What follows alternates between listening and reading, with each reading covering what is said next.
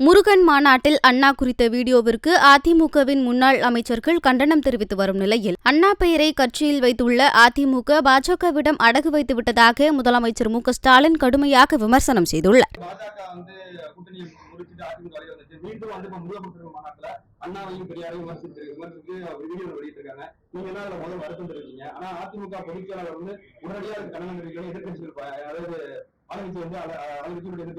குற்றச்சாட்டு வைக்கிறாங்க. எப்படி பாருங்க?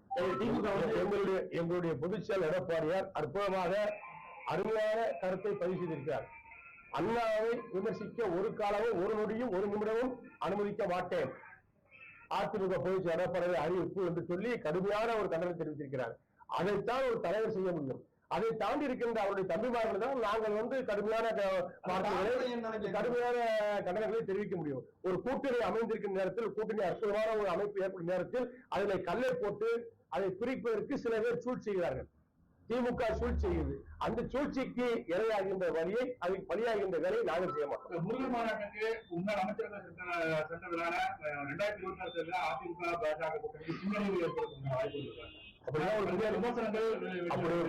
அடையக்கூடிய வாய்ப்புகளே கண்ணுக்கு தூரம் தெரியவில்லை. அதிமுக பிஜேபி கூட்டணி பலமாக இருக்கிறது, பலமாக இருக்கிறது, வல்லமையாக இருக்கிறது, தெளிவாக இருக்கிறது, தெம்பாக இருக்கிறது.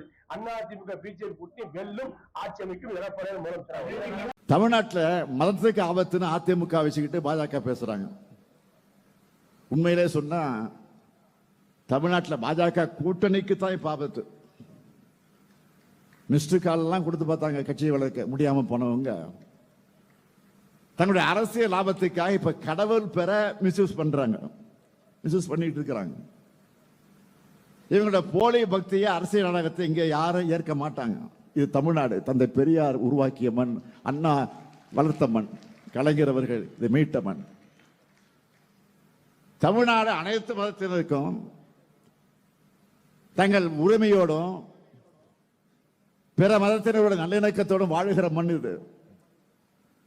கடந்த 4 ஆண்டு காலத்தில் தமிழ்நாடு வரலாற்றில் அளவுக்கு 3000 கோயில்களுக்கு குடமுழுக்கு நடத்தி இருக்கிறோம்.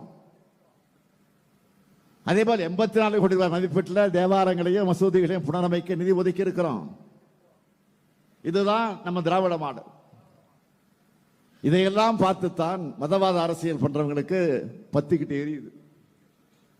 அவங்களால் தமிழ்நாட்டுக்கு செஞ்ச வளர்ச்சியை பத்தி பேச முடியல, ஓட்டு கேட்க முடியாது.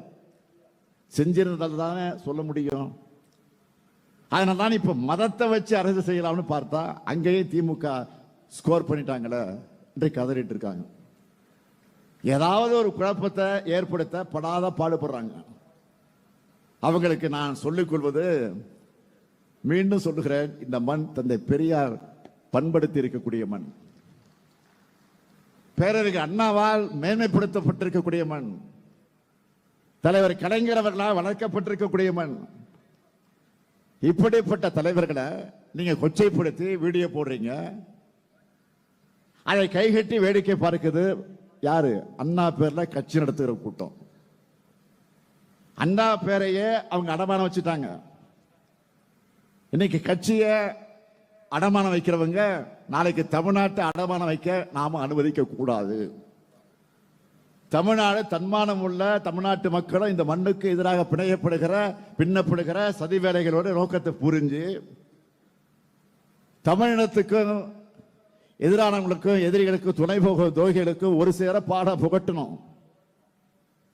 உங்களுக்கு அரணாக என்றைக்கும் இருக்கக்கூடிய திராவிட முன்னேற்ற கழகம், இந்த முத்துவேல், கருணாநிதி, ஸ்டாலின் எப்பொழுதும் இருப்போம்.